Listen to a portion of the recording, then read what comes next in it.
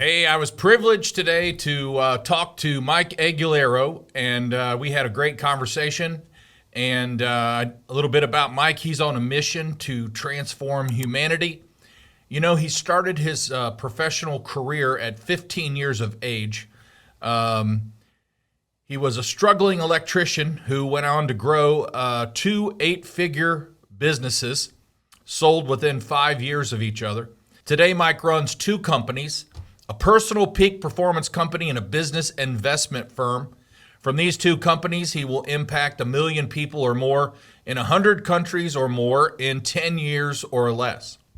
Mike's an engaging speaker who has spoken all over the world, earning thousands of dollars to speak. He captivates small and large audiences of every age and profession, including blue-collar contractors, dentists, doctors, automotive professionals, financial professionals, IT professionals, and even more than 4,000 high school students at a national conference. Today, Mike runs Food Dog Group and has written many books, but most recent, he wrote a book called Mind Power, 17 Secrets of Using Your Thoughts to Powerfully Accelerate Your Life. Let's jump right in here. Hey, this is Greg McAfee, and welcome to the Greg McAfee Show. Now let's get started.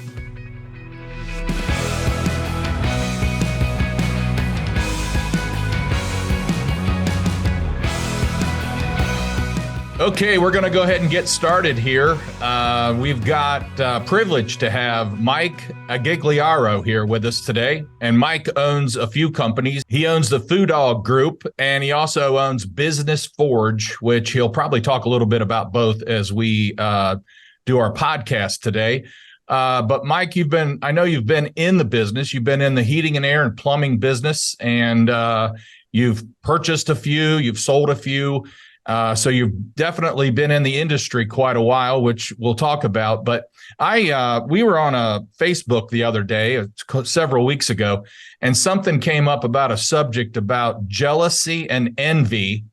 And I mentioned something, and that's kind of how we started talking. But, you know, jealous and envy has been around since Adam and Eve. I mean, that's what happened in the garden. Cain and Abel were jealous of each other, the first two kids from Adam and Eve. And as business owners, it's really easy to get our eyes off what we do every day and start looking at other companies, which I advise not to. But what is your opinion on that? What does it do for the business owner, the company, and everything like that when we start doing that?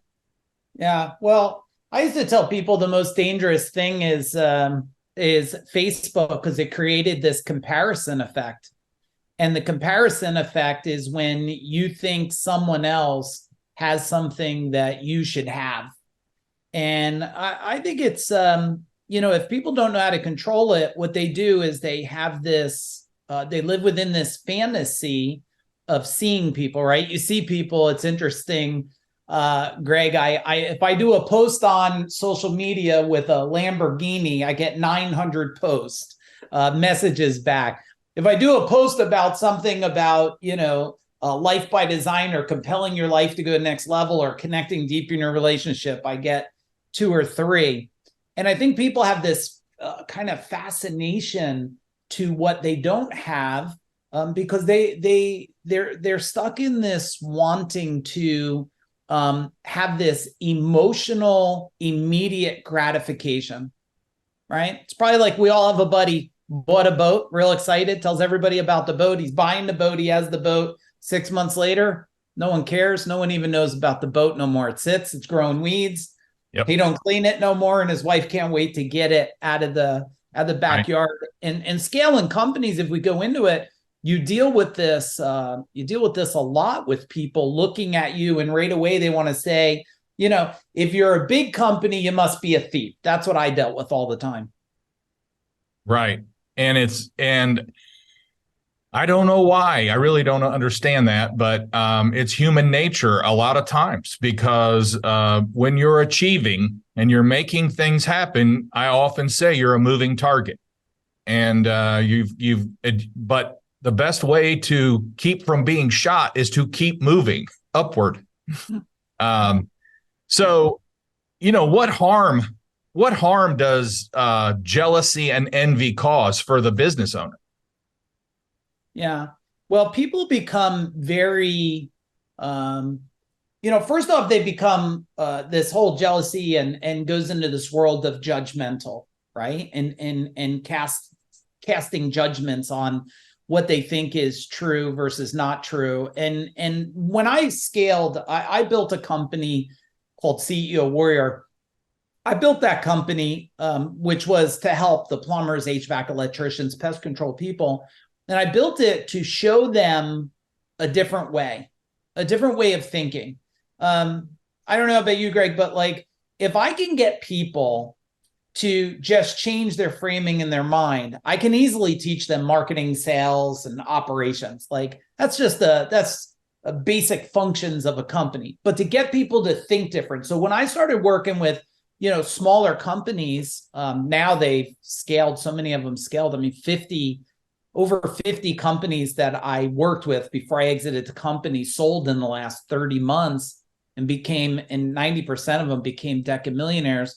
I used to tell people, tell me how do you act when you're in the office? And what they do is they, and this goes to the point of jealousy, they say, oh, so-and-so around the corner, they got 50 trucks. And the reason they do that is because they charge too much and they pressure salespeople.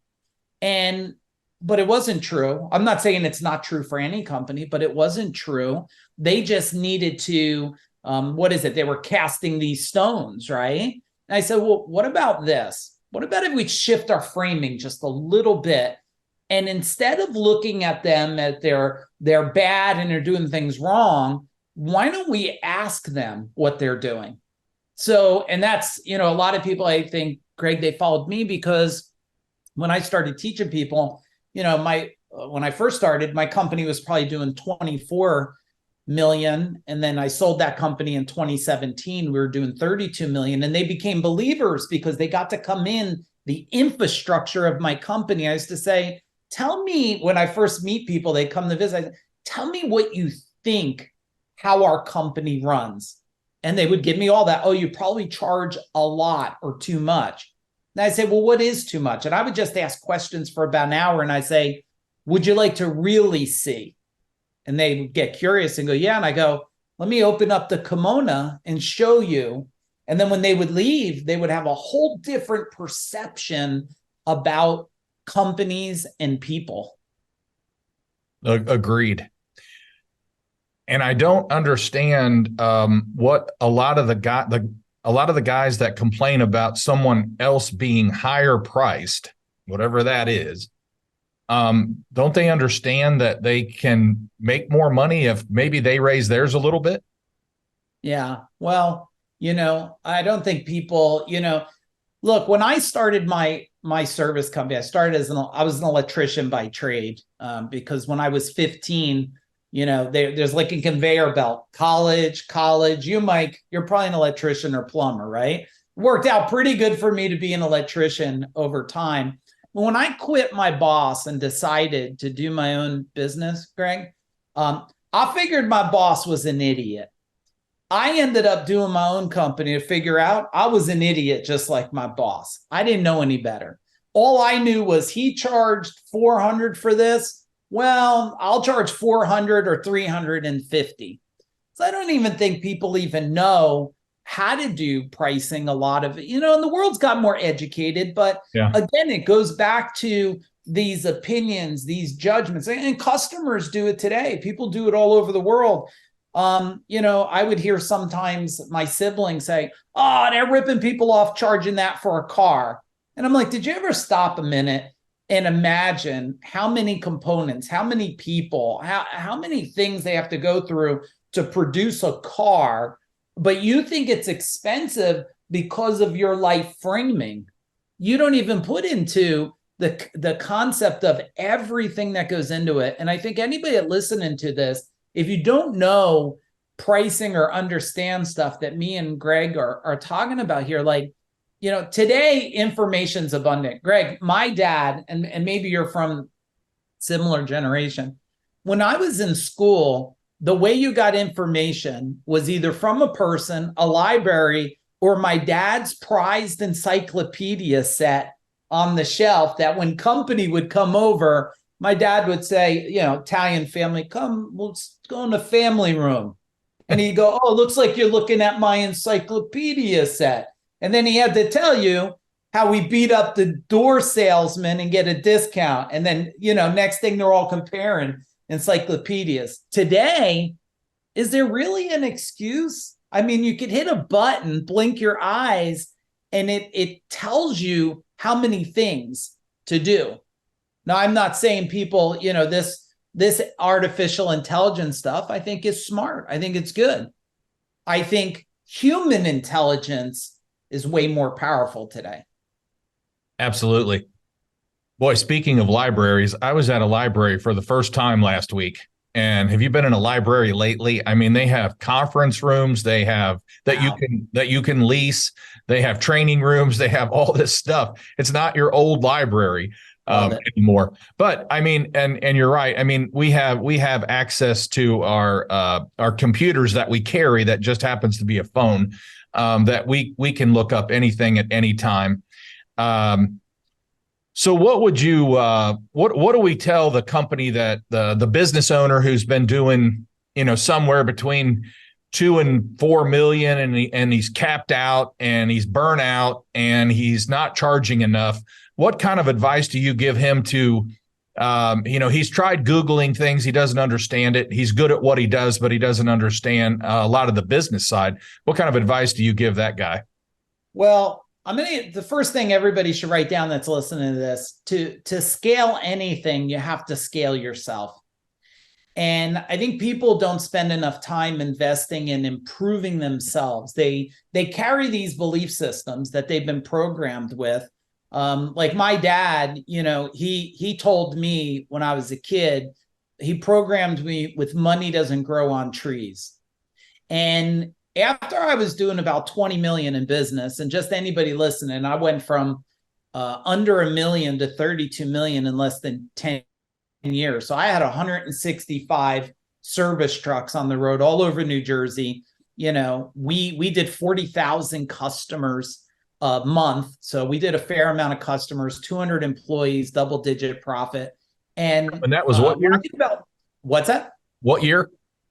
That was 2017, and I sold it in 2017, which feels like yesterday to me.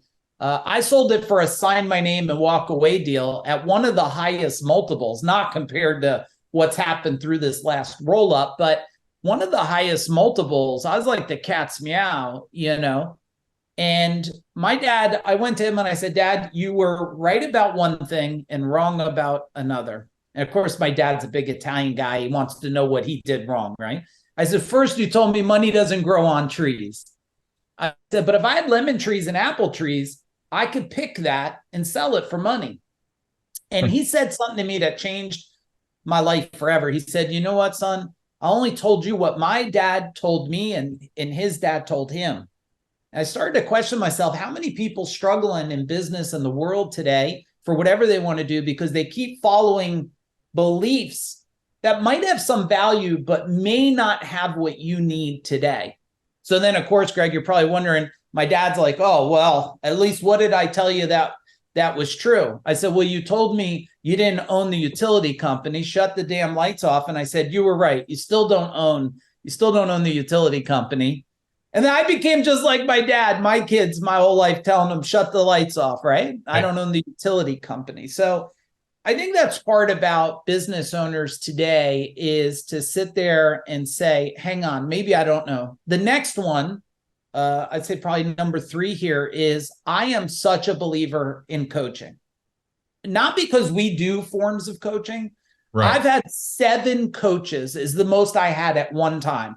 I had spiritual coach, relationship coach, marketing coach, business scaling coach. I had 7. I am a big believer that you're investing in solving your most immediate problem. And you probably heard this phrase, everybody heard it, like success leaves clues.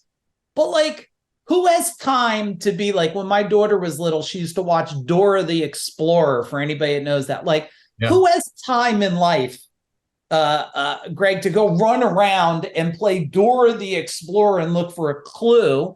I want someone to give me the clue right now and say, look, here's what I want you to consider. If you do this and this, you're probably going to get that. And we've proved that over time. So those couple things there can change everything for everyone. Absolutely. And I mean, I'm a business coach. I've been coaching for about 16 years. You're a business coach. We're in different markets, but we probably serve a lot of the same people. You're on my show today because I believe in coaching, and I believe we can all help others and change the whole industry and raise the bar. That's what it's all about. It's not about competing in a way that people think others compete. Why would I have a business coach on my show? Because I'm about the industry and raising the bar in the industry, and so are you. Yeah, and when I was growing my service company. We were 20-something million, and I decided, I went to my business partner Rob Zadati at the time, and I said, we gotta change this industry. I said, because every time I get around my friends, I'm excited about, I just bought 5 or 10 more trucks. And they're dying. They don't know how to hire people. And most people don't know. I stepped into building that, and I don't do that. I sold CEO Warrior in 2020. I stepped into coaching the service industry because I wanted to change the industry, because I couldn't stand the suffering that was happening in people. And I believe I made a dent in it. But somebody said to me, because I started teaching 7 companies in New Jersey where I ran my own company. And people are like, what? You're training the people in your backyard. I said, absolutely. First off, everybody deserves a chance to have a better life for themselves and family. Number 2, the more I give them, the more they grow, the more it makes me keep moving forward. So I loved it. And I agree with you. If people, and I am a believer in this, and it could be from doing martial arts 38 years, my thinking. I believe the only competition in the world is the competition between you and who you see in that reflection of the mirror today or tomorrow morning. So, thank you for having me on, because, hopefully one person hears one message and decides to make a change. And I hope they make a change for what really matters today. Look, money's important, business is important, but I'm with my beautiful wife, Jennifer, since I'm 15. It's 38 years. If you told me big business versus incredible relationship, I'll take a relationship every day of the week, or health, or big company. I watched this, and Greg, this was when I first started coaching, and we coached, when I sold in 2020, we were coaching over 1,000 companies. We had over 20,000 people following us. And one thing I told everybody in our world, I don't want to have you rich and dead. It doesn't make any sense. Rich and unhealthy makes no sense to me. So, right. Well, and I like what you said about we're working on our business, but until we change ourselves, who basically is our biggest problem. Yeah. I'm my biggest problem. I have to work on me first in order to get my business successful and get my team successful. If I don't change me, and none of us are born perfect, it's very important that when we have a business coach, like you said, it's not just a business coach. It's a coach that's helping you walk through things sometimes in your personal life, but also how you handle people at business. Yeah. You want to say anything about that? Or yeah, someone about 20 years ago gave me a phrase. I thought it was incredible. He said, people are born perfectly fine. They then become unfine, with the hopes to find a coach someday that can guide them back to becoming fine again. That's really good. And it really resonated with me a lot of my life. And even people today, as someone said to me, I was just on a show, and I don't do too many of these. I normally, for people like you, I come across real nice people, I do it, but this is not what I do all day long. And someone on the show said, well, what would you tell somebody that's suffering because your life is so amazing? I'm like, whoa, wait a minute. I got kids. I got a 21-year-old daughter. Anybody that's got a daughter from 13 to 20 something, we should have a moment of silence right now for everybody. please. I just had chaos this morning. Your perception of where I'm at, I don't think anybody escapes the opportunity to grow through chaos. The only difference is I don't see it as a punishment. I see it as a gift to expand myself. And I think if anybody's listening to this, I do believe in this phrase, and some people might think it's harsh, but I do believe things don't happen to you, they happen for you. If you can see the upsides and downsides to it, you'll live in a beautiful state of going, okay. And when you own a company with 165 trucks, Greg, I mean, we crashed into the same bridge 8 times, right? Like, to the point I told my team, we have a choice. We either got to buy shorter trucks, I have to blow up the bridge, right? And it might cost me less to blow up the bridge than what it's costing for these trucks. But in the end, it's another learning lesson to go, wait a second, a process is or system's missing, something's missing that's causing this. And until we solved our thinking, we couldn't solve the problem. It's the key to most everything. And I have a son who is in the business, who is 29 years old. And he informed me that when I say you're thinking wrong, you know what that means. I know what that means. He knows what that means because he's been hearing it his entire life. But a lot of guys didn't grow up with that. No one's ever told them they're thinking wrong. They can't comprehend that. They don't understand the concept of thinking, or they're trying to go back and, what did I say that I'm thinking wrong? And thinking wrong is just having a bad attitude, or thinking negatively, or just not thinking correctly. Yeah. And until we fix ourselves, that's part of the thinking process. So that's very powerful.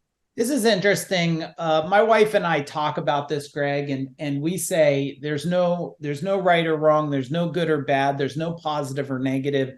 There's only the definition you choose to give it. And look, I got a 24-year-old son, so luckily we're on the other side. He works in our company.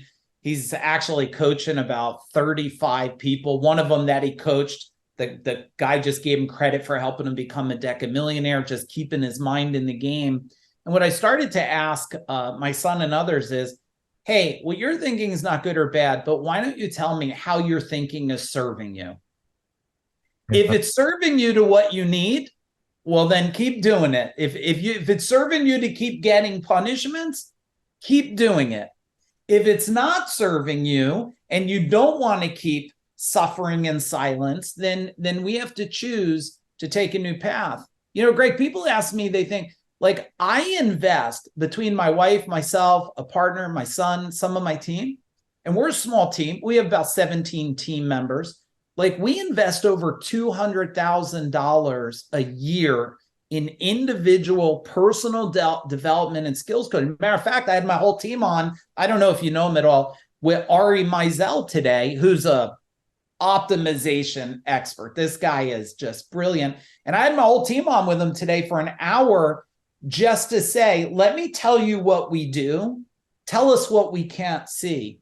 And I think I just did a talk. I talked for a guy, Ben Glass, really smart guy. He coaches the attorneys. We were in Orlando, and I shared with them, and I think this might be worth everybody. Like, if you're a small company, small business, or just a human, you should be investing about either 10% of your revenue or 10% of your personal salary in some type of personal growth. That will get you living happier, moving forward. If you want to expedite that, speed that up, expand that, spend about 20%. And if you want what I would call like superhuman results, spend 35%. That's the most I've ever spent. And that, because I've spent now over probably $3.5 million in the last 18 months on my own development. Now, people would say, that's crazy. But I said, look, I sold 2 companies in the last 5 years for over 70 million. Is 3.5 million a lot? And I'm only level 53. I don't know why, Craig, anybody says 53 years old. Like I'm level 53, like yourself, like Yeah. I'm smarter than I've ever been. I'm tougher than I've ever been. I have hopefully another 100 years to go. So that investment pays back over and over inside yourself. Very good.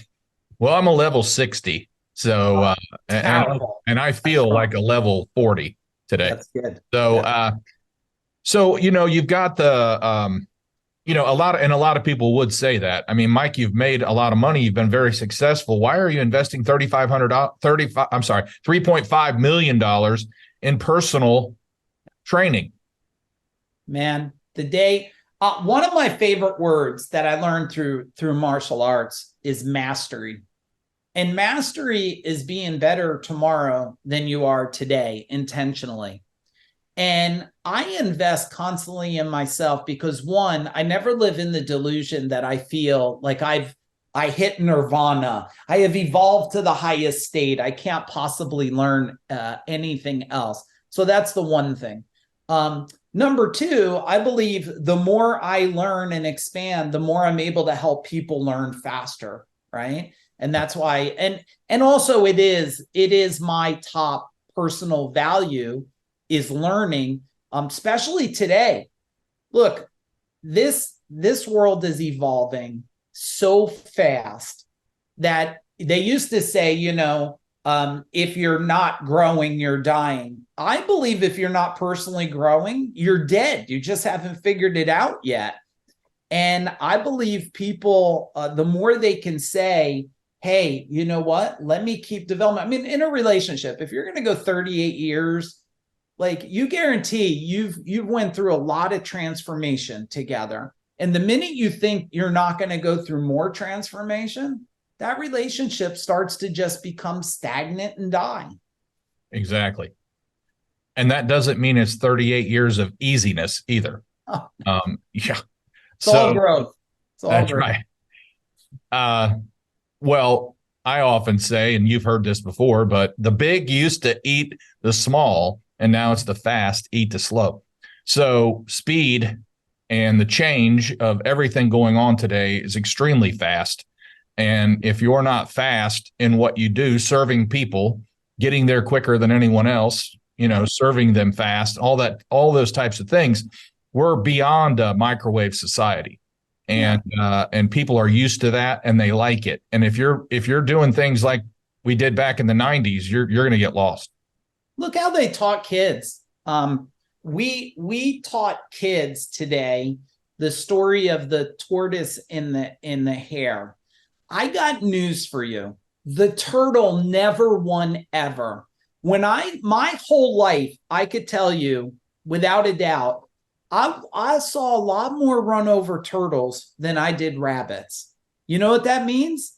The rabbit wins the race because I don't see them crushed by cars. But we teach people, oh no, if you're slow and steady won no Olympic gold medal ever. Very true. We give people these framings. It's just like my latest book I wrote is called Mind Power. I've written, I don't know, like 25 books now, but Mind Power, I talk in there. So many people talk about mindset.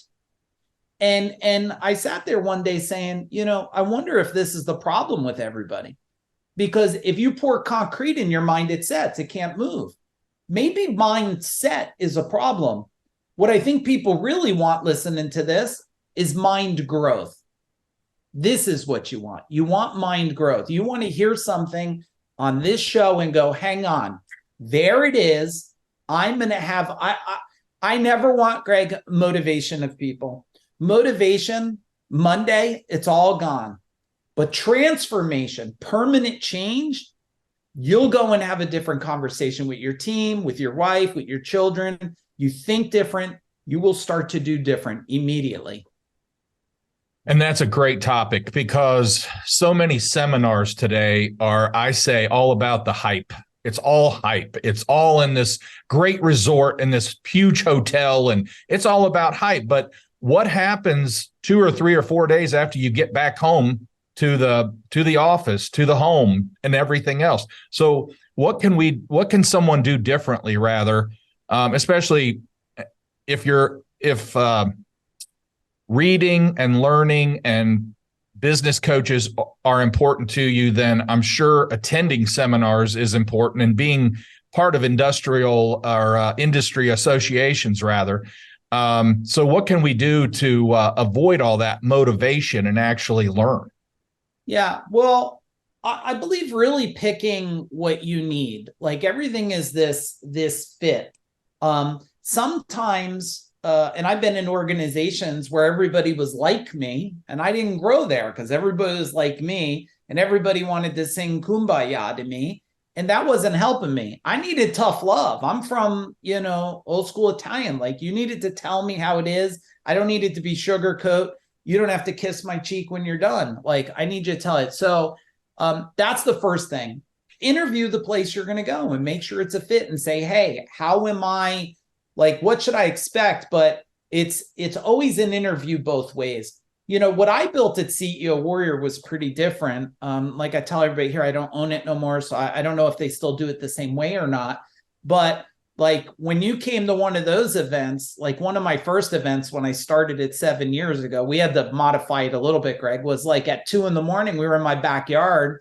There's majority men, and I put boxing gloves on them and headgear and told them, you got a minute, and that guy's job's to kill you, whoever's going to fight more for their family. Now, a couple guys left with broken ribs. We had to dial it back a little bit, not too much, but the point wasn't for people to get hurt. The point was, what does the person need to break past things? And we would do some really wild exercise. Nothing was ever forced.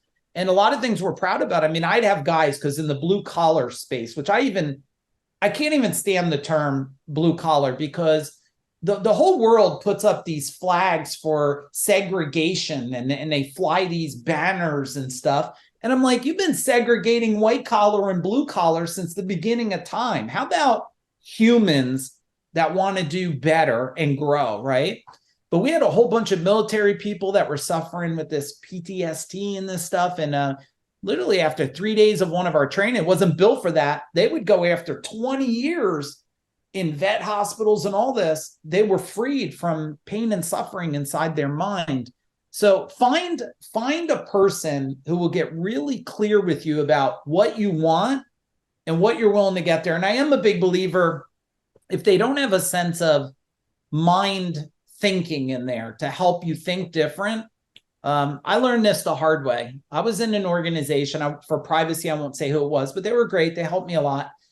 I had a sales guy come out, because I'm a big believer in hiring sales pros. And it was $45,000 for 3 days in my company.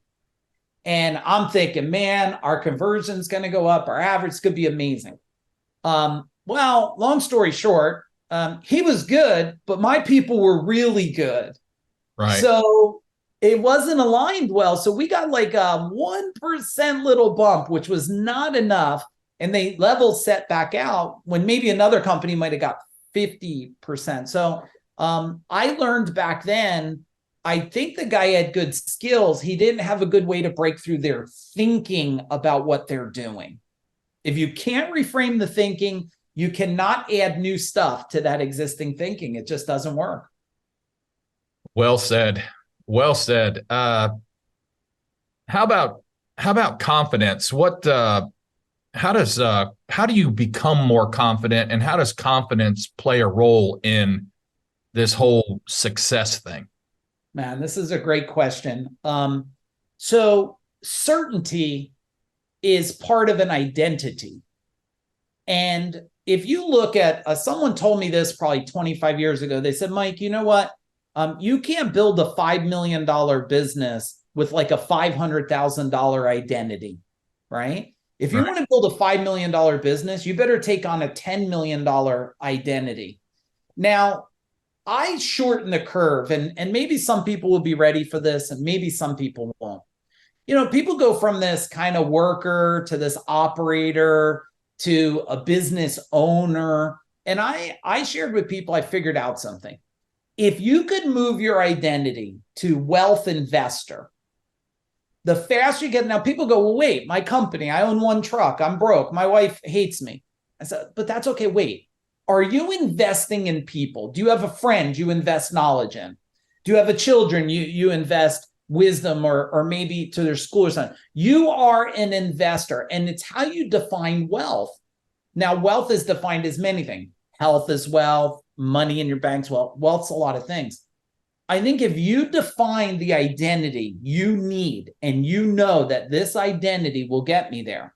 Imagine if everybody took on the identity of a wealth investor. How would you walk in your company tomorrow? You would be saying, you'd be looking at your people, and instead of judging, you would say, I wonder what I could do different here. And you would look at the call board or software system. And so I'm such a believer that if people don't shift their identity, they'll never get to the level they want. My dad, just so you know, my dad is still the same guy he's been for probably 50 years, still the same. You know, he's in his almost late 70s, suffering with, we're going through that round, right? Yeah. Hospital 6 months, the whole game. That's tough. But my dad has always had this thing, I am who I am. And I said, Dad, but that's okay. But you keep getting what you always got. Right. And you're not thrilled with that. So identity says, I am what I am today, but I'm going to be that so I can get what I want tomorrow. Absolutely. Yeah. Absolutely. And it still comes back down to how we think. 100%. And Greg, we've been allowed to be given people identities, and everybody listening, please don't, if you don't like what I'm saying, I guess send me private message, middle fingers or something. I'm just saying it because I love you, but we have created these excuses for people out there. Not that for everybody, but today you could go, oh, I can't do that because I have this. I have this ADHD, which if anybody ever does studies on it, it was built to be $1 billion industry. It wasn't built. They look at I coached martial arts with a lot of kids because I wanted to teach kids when my kids were kids. Sure. And people would tell me, to parents, go, oh, my kid's got ADHD. I said, why? Well, he can't sit still in school. I said, let me ask you a question. How good did you sit still at a desk, for 3 hours straight? They go, not good at all. I said, I guess you have it too. I guess you gave it to your kids. I said, how about kids just have a lot of energy, and they got to maybe let them do what we used to do. Let them go outside, your son, and carve a spear for God's sakes, and have a little, guide him in how to use this energy. But instead, we've given all these identities of why you can suffer and struggle versus the day you wake up and go, you know what? I'm an unstoppable human. Whatever people believe in, if you believe in God and Jesus or something, you got to know that you were given the ability to be so strong to get exactly what you want, but people get distracted because the world's framing their mind into something. And I'll tell you, I'll hand this back to you in a second. I want all of you listening to this. When you think of a thought, I want you to go a couple things. One, whose truth is that? Whose truth? Is that your mom's truth, your dad's truth, the friend's truth, the government? Whose truth is that? Number two, do you still want it to be true for you? If you don't want it to be true, make a new truth for yourself. Yeah, it's truth is a powerful thing for sure. And actually, that's the topic at my church. Our pastor's preaching on truth because there's so many truths. Yeah. It's your truth may not be truth. My truth, what is the truth? So good stuff. And knowing that is important. But, a lot of times we also, guys have challenges procrastinating. It sounds good. It sounds good to have a business coach. It sounds good to have to attend a seminar, and maybe I'll do that next year. Yeah. So when's the best time to jump in, and what's that investment worth? Because a lot of guys don't see the value. That's expensive. Yeah. Somebody, you probably know him in the industry, or maybe you tripped across him before. A guy I worked with, man, it's got to be 25 years ago now. His name was Al Levy. I did stuff with him a long time ago. Man, he was hardcore back then. I still think I'm scarred from how he pushed on me, but he gave me great gifts. I said to him one day, what if I train my people and they leave? He said, what if you never train them and they stay forever? And I was like, oh man, that's a tough one to hear. I think people procrastinate because they don't have leverage. I've always had one leverage for me, and it changed over time. My first leverage was I really wanted to do what I could, like my dad did for my mom. My mom stayed home. She was an at-home mom, and she loved being an at-home mom. Not this new world, like you feel you're incompetent to be a mom. Like, and Right. I wanted to do it. My wife wanted to be a mom, and I was so glad because guess what? If I was able to figure out a different way, I would have loved to have been an at-home dad too. I was really good at changing diapers. I'm a system guy, so I tried to put that cream on, make it as efficient as possible, right? But that was leverage for me. Yeah. I didn't want to let my wife down. Like I wanted to deliver the very best I could for my family. And I think people don't look in the future and say, hang on, if I keep going at it, like if I don't attend that thing, and most of the things today, like my events that I used to do, and I do different events today. I do, the mind stuff events today. I don't do the marketing, sales, and operations stuff today. But even my own experiences, I tell them day one, the end of the day, you don't like me, you don't like it, you don't like the people. I give you your money back. I used to even tell them I'll pay for your flight. I'll pay for any crappy food you ate in the airport. And I'll hug you because I'll be embarrassed that I let you down. So like, what is the real risk today for people? We know the most brilliant people today that have, and throughout history, that have done the biggest things that created legacy and impact. We know that they attended and learned from people that I won't say are smarter, because the worst thing any of you can do that are listening is, please don't put me on a pedestal. Don't put Greg on a pedestal. Don't put no one on a pedestal. I want to be right next to you. Everybody listening to this knows how to do something I don't know how to do. They figured out something I didn't, and I figured out some things. I don't want anybody above anybody. When you go to these experiences, you realize you have value to bring and value to gain. Absolutely. I just had Ken Goodrich on the show, and he smart talked guy. He talked about the same thing. He said, I have never been afraid to learn from anyone. Yeah. I don't care what position they're in. I learn from someone. It could be a guy thinking about starting a heating and air company. I'm going to talk to him and learn something from him. And that's how we have to think. It's not, it's life's short. Everybody knows something that you don't. Nobody's got it all together.